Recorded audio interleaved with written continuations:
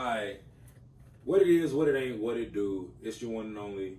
You cannot call me the one for God, Jordan Sutherland, and back with another edition of Foe for Foe. Today we have a very, very, very special guest. I've been a big fan of this man for a while. From the sports takes to the rap impressions, just to anything he does on Instagram is general, is from the heart, and it's 100% real. We got Be More Native, correct? Yes, sir. We got Be More Native, man. The Kid Gowie, man. Welcome to the YouTube channel. Welcome to 4 for 4. This is something I've been doing for like a year now. My first one was with Nate Robinson on the set of Dunk League, and ever since then, everybody loved it. So I was like, I'm gonna keep pushing it.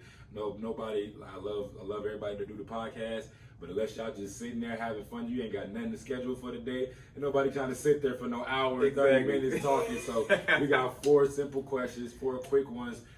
Every question is pertained specifically to you. It's not like the other interviews that be like, I have this list of questions I'm gonna ask everybody that come through. Nah. Right. So to start it off, like we just spoke on you, a Be More Native. Mm-hmm. How is that Be More sports scene growing up? Because I know everybody talks about New York, Atlanta, all these places, LA, how those scenes are, but how was that scene, that sports scene for you, especially for y'all having Melo and you got the Michael Beasleys coming through for the AAU tournaments, stuff like that. So how was that scene growing up? So the thing with Baltimore, like, first of all, just all sports in general, like baseball team trash. Like, I love the Orioles to death because that's home, but you know, the Orioles, they don't really do much. But the Ravens hold it down. That's our squad. Unfortunately, we lost the Bullets. But the thing with Baltimore is funny because we do have a winning culture. So like I said, you have the Ravens, and we have like a bunch of minor league teams. So we have like arena soccer leagues, and we had like minor league teams. We had the Baltimore Stallions, who's a Canadian football league. All these teams won championships. So we a lower scale sports scene, but if we're keeping it specifically basketball, a lot of dogs came out of the city. You know, there was Akil Carr, who was the Crime Stopper. Everybody knows him. Everybody knows. Josh Selby.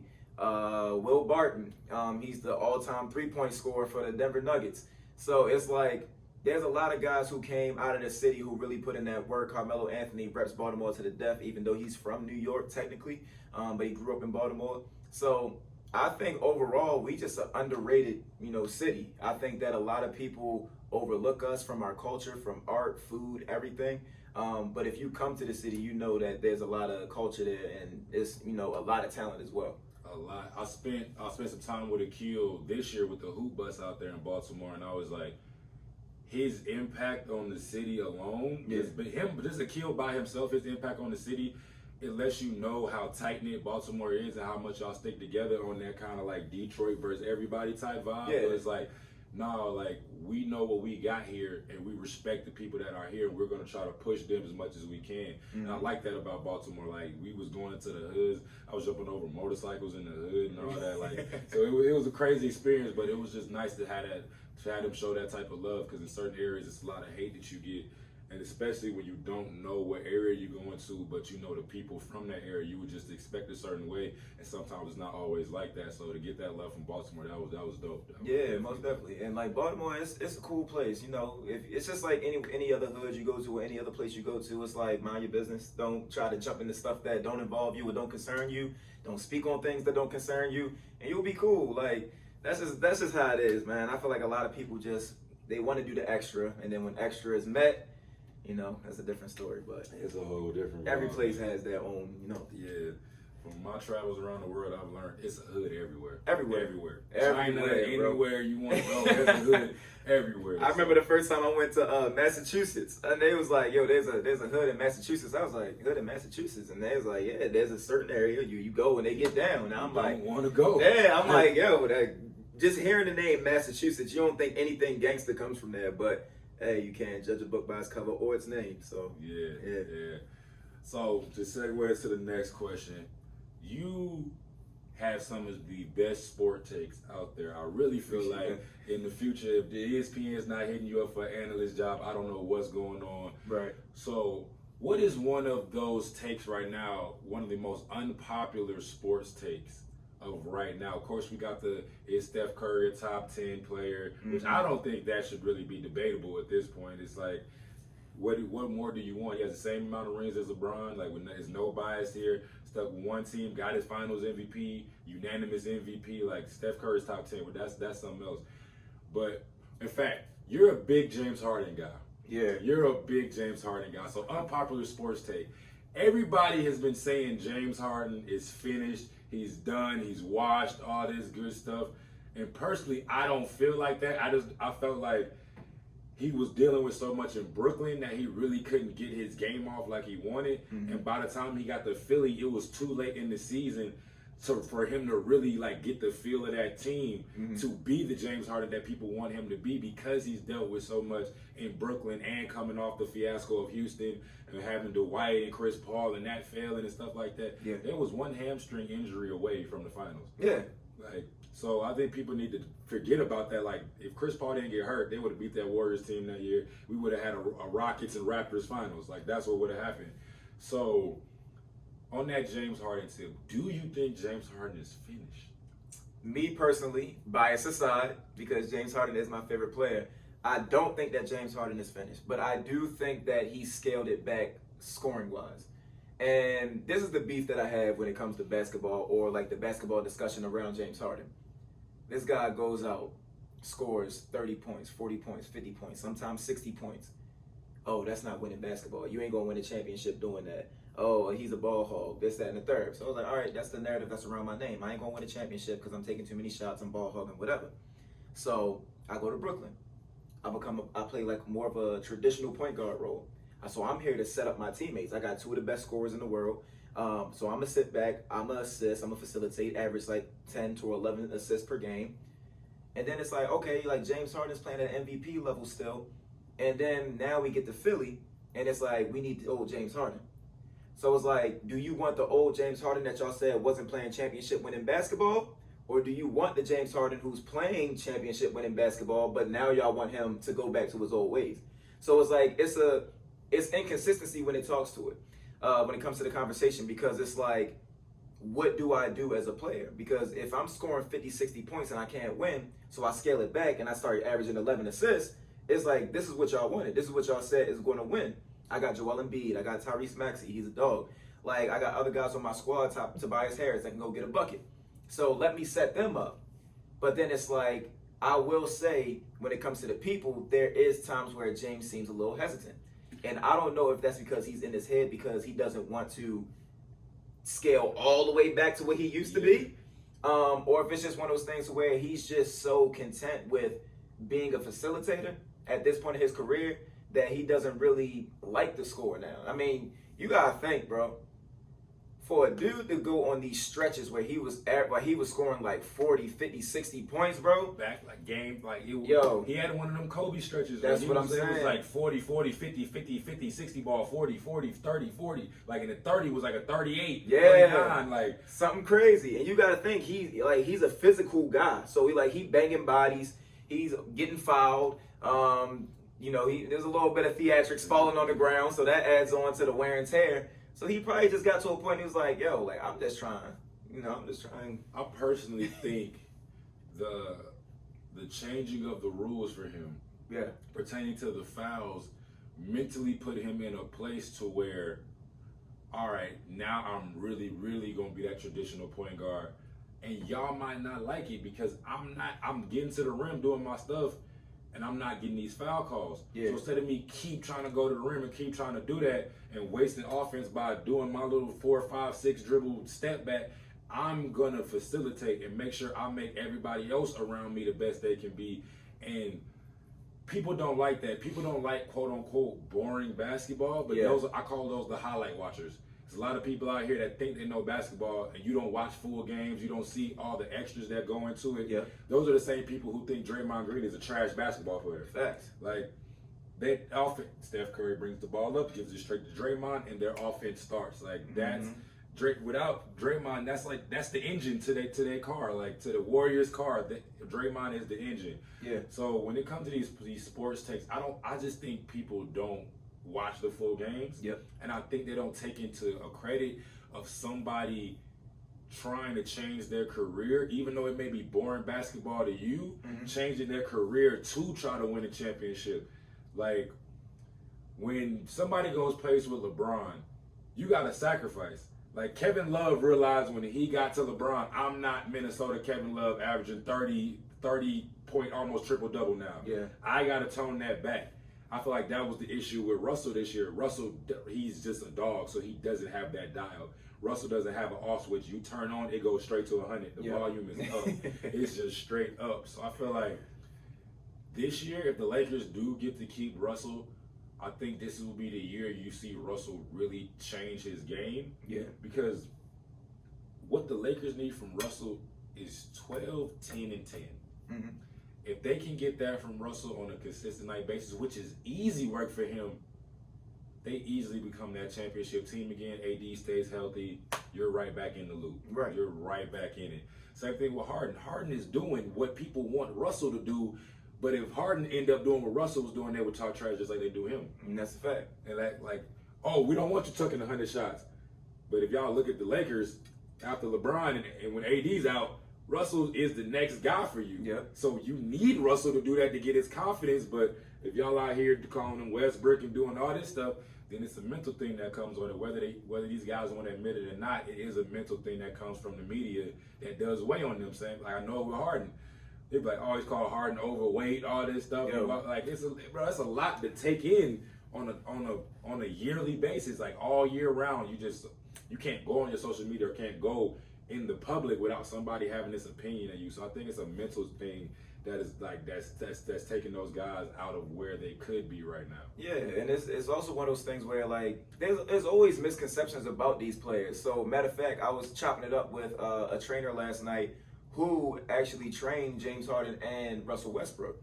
So I asked them the hard questions. Do you want the ones where people speculate and say certain things like James Harden's out of shape? He was like, the thing with James Harden is whether he's out of shape or not, we always work on conditioning. So you know that he's conditioned enough to play. So it's never one of those things like Harden's on the court and he can't breathe and he like there's nothing like that. And the same thing with Russell Westbrook. People like, yo, Russ, he too stuck in his ways. He never works on his jump shot. He's like, yo, we work on Russ's jump shot. But it's just one of those things where, matter of fact, this was a crazy point. He specified, he was like, yo, I watch a lot of film on Russ, and he was like, on clean passes on the outside. So if Russ is on the perimeter, if you give him a clean pass right in the pocket, he's shooting 47% from three. So technically, Russell Westbrook is a good excellent three-point shooter. When you pass the ball in the pocket, he can catch and shoot. If you throwing the passes down here, he got to jump for him, catch him over here. That's when they get a little bit shaky and he got to force his shots. But me just hearing that stat coming from the trainer himself, I'm like, damn, because we don't really pay attention to that. Sometimes we see a dude catch the ball wherever he catches it. It's like, oh, he's open, so shoot it, make it. And there's some people who have that gift, but there's others. If you're already not a strong three-point shooter, I don't expect you to catch the ball down low like this and then try to knock it down. Like everybody not Clay. You can't catch the ball anywhere and just jack it. So I think I actually kind of noticed that because when you see Russ pull up and he dribble up to the three, you're like, oh, I don't know how it's gonna go. But when Russ catch that ball in the corner, catch that ball on the wing, and it's like you said, when it's a good pass, he's knocking it down. Then that gets him confident. He pulls up for his mid range and do his thing. So I feel like just in the NBA in general, it's just learning everybody's game, like learning your personnel on the team. Like we got to think back to that one Cavaliers team when they had out of prime D Wade, Derrick Rose. Like that was a crazy squad. IQ alone, yo, it was crazy. That was a crazy squad. Like, yo, having Derrick Rose, D Wade, and LeBron on the same team, like the older guys that was watching, yo, like, during that era, versus like to see them on the team, like that was wild. That was wild. That was definitely a wild time because I was like, yo, this could really get crazy, but. Unfortunately, it didn't work out the way that we all thought it would. That's the thing about basketball, man. It can sound good on paper, but when it's time to put it all together, sometimes it don't work that way. But yeah, man, I just feel like basketball in general, this is why I admire Draymond when he started this new media thing, because it's like they're talking real game. It's not what can get me clicks today. Yeah. James Harden is the worst player since whatever. Matter of fact, when Colin said that. Russell Westbrook and James Harden have never made teammates better or something John Wall. It was John Wall and Russell Westbrook. He said they've never made their teammates better. And I'm like, yo, you can pull up interviews from teammates and saying like, yo, Russell Westbrook's the best player I played with, or John Wall always used to spoon feed me baskets. Like, this is common knowledge, but people wake up one morning and it's like, I feel like being controversial. So Yeah. they put that energy out in the air. People on social media That- start talking. It's That's getting how crazy. the media works right now. It's like the media has always been like that. We know like it's never been a lot about the actual facts. It's about what's gonna sell or who can get the information out first, whether it's true or not. True. So that we've always known that's how the media work. So going into this third question, you do a lot of rap impressions. I do. A lot of rap impressions.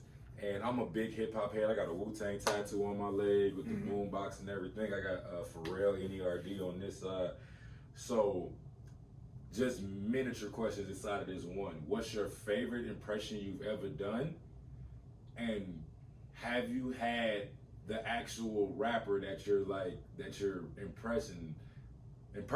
I mean, actually respond to you and like say something or message you or hit you. I know like LeBron done seen you and stuff when you did the LeBron stuff. Yeah. I don't care what nobody say. I know Jordan done seen some of them. Yeah, that's what I'm saying. Jordan done had to see some of them. So as far as the rappers goes, who's tapped in and what was your favorite one to do? All right, so my favorite one that I probably did was Lil Wayne. I think that was my favorite one because just the bars. It's just, Let's do. Yeah. He got bars too. Like, there's a lot of guys that do comedian rap, but they actually like low key be having bars of what they do, and they be going over y'all head because y'all be laughing. They be like, "Oh, he sound like Wayne." Like, nah, are you peeping the bars? That's why I had to ask this question because I was like, nah, you different with it. So yeah, the Wayne one was dope. Yeah, so Wayne is definitely my favorite one. Just the energy and that I brought, you know, the lighter flick, everything. I just felt like I captured everything that I was supposed to capture in that. But believe it or not, I've done over 20 of them joints. And I think the only person that showed love, or you know, probably the only one that saw it, was Tory Lanez. I did one of Tory Lanez, and he ended up commenting on it. And he's the one that acknowledged it. The other people, they could have not seen it. Maybe they seen it and not said it. Yeah, exactly. It be like that, man. It be like that. But it's funny, you'd be surprised, like, and to anybody that's out there doing social media, you'll be surprised who've seen your stuff. They probably won't acknowledge it on social media. They probably won't even acknowledge you. But it'll be one of those things where, like, you'll run into one of their people, or you may run into them in public. You'll be like, yo, I've been watching your stuff and I'm like, dang. Like, I ran into the professor yesterday. Yeah. And we don't follow each other. Never said a word to him. He was like, yo, I love your stuff. And I'm like, damn, I didn't even know the professor was watching my joint. Like, you was one of my favorite and1 players growing up. So it's really dope. So you never know who's watching. So don't ever feel like discouraged or you being ignored or anything like that. Sometimes people just don't do the whole social media thing in terms of reaching out to people. So a big example of that is Chris Brown. Chris Brown doesn't follow anybody on social media. But if you don't think Chris Brown is tapped in, you don't understand. Like, just like you said, how you met the professor, I ended up getting an invite from one of the homies to go hoop at Chris Brown house. And I'm like, yo, what's up, Chris?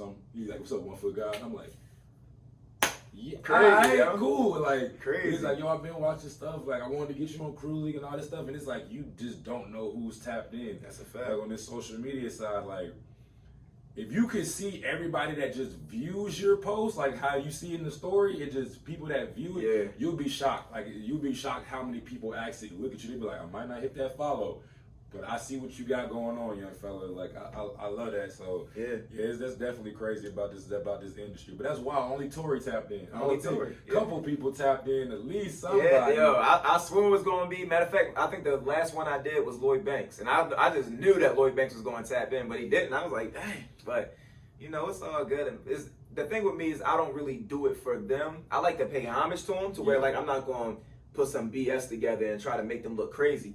But I do it for the people, man. Like, the ones who want to, they have their favorite rappers or whatever, and their favorite rappers taking too long to drop new music, or like the Lloyd Banks play was like a nostalgia play. Like, I love Lloyd Banks, I love G-Unit. I was like, you know what, let me tap back to the G-Unit era. Everybody that's watching that, like, yo, this made me want to listen to the old DJ, who was it, Wu Kid mixtapes and all that other stuff. So I'm like, yeah, it's all for the people, man. So as long as they the ones that's really showing the love and acknowledging it, that's what matters to me most. Facts. Definitely love that. So, last and final question to get you up out of here. Question number 4 is, where do you see your career in the next 5 years? You've established yourself again with the sports takes, with the impressions. with being able to come up with your own creative content, doing the editing yourself and all that. So you have opened your brand to so many endless possibilities. Like you were here at Summer League hosting. Yeah. So you've opened your brand to so many possibilities. Where do you see you taking your career within the next 5 years? Broadcasting, more impressions. How do you see yourself going? I think in the next 5 years, I definitely want to get behind the camera in terms of like, real productions. Like there's a set, dressing room, even if I got to stand over there by the toilet, in a little corner or something. Like, I just want to be able to expand my vision. Like I want people to be able to see who I am. Because in this industry, like I spent a while. So like I blew up 2017 from the LeBron joint. It took me till about 2020 for people to actually call me by my name instead of yo LeBron or the LeBron guy. So sometimes you gotta get yourself out of that box, and I'm glad I did things the way that I did it. But long story short, I want to be able to songwrite. That's the biggest. Everybody keep telling me I should rap. I'm like, yo, I want to be a writer. Y'all can have the rap stuff. Like, hey, shout out to all the ghostwriters out there. Yeah. Whether y'all get it or not, ghostwriters make a lot of bread. Like your favorite artists that be like, why they ain't dropping music? Because they've been writing for people. They facts. They've been like Bryson Tillers. They be writing for Beyonce's and all types. You wouldn't know, but they know what's going on. So. Yeah, and matter of fact, there's an artist from Takeo Bang. He recently just signed to Nicki Minaj's label, the first artist on Nicki Minaj's label. But before that, he has like writing credits for like Drake, 21 Savage, and all this other stuff straight out of Baltimore. So it's like you never really know who is doing what. Like you may see this person and be like, oh, like he's a rapper, cool, but you don't know that he's really a rapper and he's doing stuff behind the scenes for your favorite rapper. So songwriting, like I said, I want to be in the TV production scene, but when it comes to the sports, I really want us as influencers to have our own platform. Because we always talk about the ESPNs, the FS1s, all that other stuff, but it's like they do things a certain way. And I kind of want us to have our own platform, whether it's on YouTube, we do like web series, or if it's like they give us like a little channel, like how they do for I don't remember what the channel's called, but they be having like ratchet stuff on there, like with different content creators. Can't remember what it's called, but I know B Simone and them was all on there. But yeah, I want us to have our own network because I feel like we're the new celebrities.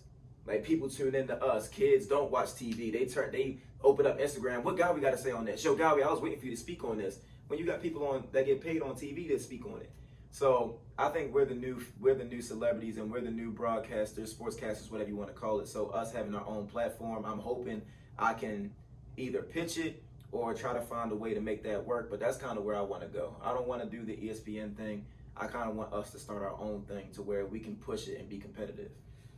I like that. I like that because for me, one of the major things, like I spoke to you before we even started the joint, is for me, it's how I've built myself up as a brand. From like you said, you started with the LeBron, and it took you years to get out of like I'm more than just the LeBron guy. Yeah. So for me, it was like, okay, I know I'm a dunker. I'm gonna get my foot in the door by dunking, but once I show y'all I got this art, I got this fashion, I can act. Like I really took drama and acting in college and high school. Like I really took these things because I felt like this was gonna be my path. Like I'm gonna use one thing to open all the doors for everything else. Yeah. In the sense of I watched a lot of 50. Like I literally mapped my career around 50 and Pharrell and Jay. It's like, once you master this one area, like for you, it's like once you mastered the basketball skits and doing the Jordan, LeBron impressions, then people start seeing the rap, and then you did your sports takes. It's like, oh, he's dope on all of these things. So it's like once I mastered the dunking and became the best at that, like how when 50 was at his peak, 50 was like, all right, I'm good. I can drop more albums, but let me go in this vitamin water. Let me go get this video game. Let me go get on these movies. Because I'm not going to be able to rap forever. Exactly. Like nobody wants to hear an old man rap. It's sad crazy as it is. It's like it's a few older men. You would be like, all right, Jay drop, Nas drop, yeah, like exactly. maybe like. But it's like ain't nobody checking for like Kanye drop, but ain't nobody checking for certain old like Ice-T drop an album right now. But nobody cares. Just be honest. Like nobody goes for it, bro. So it's like. Just like Ice-T was like same thing. He went to go do movies. He's like, I got Law and Order. Y'all finna catch me on here for the rest of ever as long as they need me.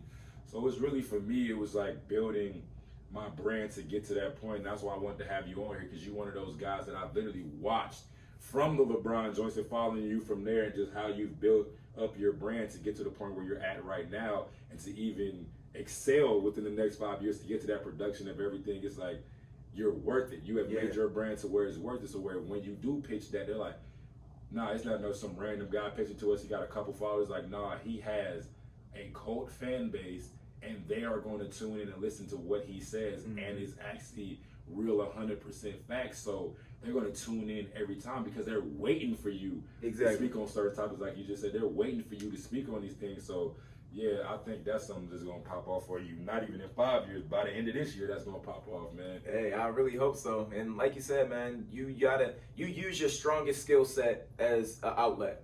And you know, dunking is your thing. Me doing that LeBron thing, that was the outlet to get to where I was. Once you get those people viewing, it's like, all right, I don't just do this, I do this too. So the fact that, and I like the fact that you brought up the fact that you did, you know, drama and stuff like that, because a lot of people don't know our backgrounds. They know what we blew up for, but they don't know what happened beforehand. So the fact that you took classes and stuff like that, and then you end up on the Lakers joint, it's like it was meant to be. Me, before the LeBron joint, I was literally in school trying to be a sports journalist.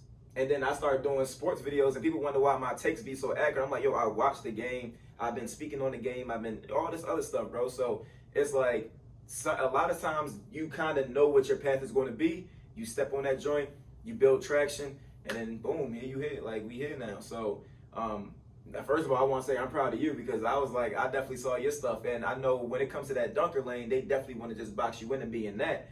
But it's just like seeing how far you've taken it. It's like, dang, bro, like that's really dope. The fact that you were able to be Dr. J, it's like, yo, that's crazy. Still a dream to me, man. Every time I think about it,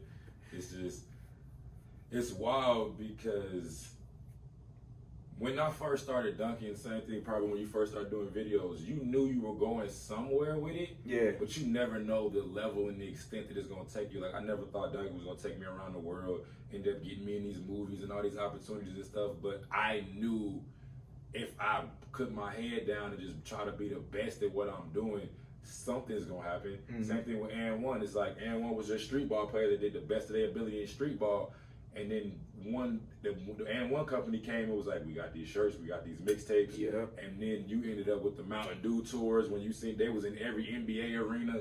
So it was like, you never know where it's going to go. But if you, like, this is for everybody out there, whatever you're doing, you put your head down, put in the work, grind, manifest, and stay positive throughout all the negativity that is in this world, you're going to be successful. It may come in a year, it may come in 5 years, but it's a process that you have to go through. Everybody's process is different. So you got to take everything in stride, wins, losses. If you feel like especially if you're a content creator, you feel like you made a video that should have went viral and it didn't, it's cool. Yeah. You can always repost. Don't let certain things like that discourage you. So if there's another message you take from this, hey, just keep grinding, keep working. You looking at two dudes that people try to put in a pigeonhole, try to put us in a box. We took that box, broke it, and then made a whole new mold for ourselves. So yeah. I really appreciate you tapping in with me, my guy. Hey, most definitely, bro. Appreciate you. This has been another edition of 4 for 4. You can follow him on all social medias. You want to throw your social media out there? That's at the Kid Gowie on everything. So that's DA. Oh, my voice a little up, man. I was having a little. Oh, you've been hosting. Yeah, I've been hosting and partying. So, but that's DAKIDGOWIE. Once again, DAKIDGOWIE, and that's on all platforms: SoundCloud, TikTok, Twitter, Instagram, YouTube, whatever you want to find. That's what it is.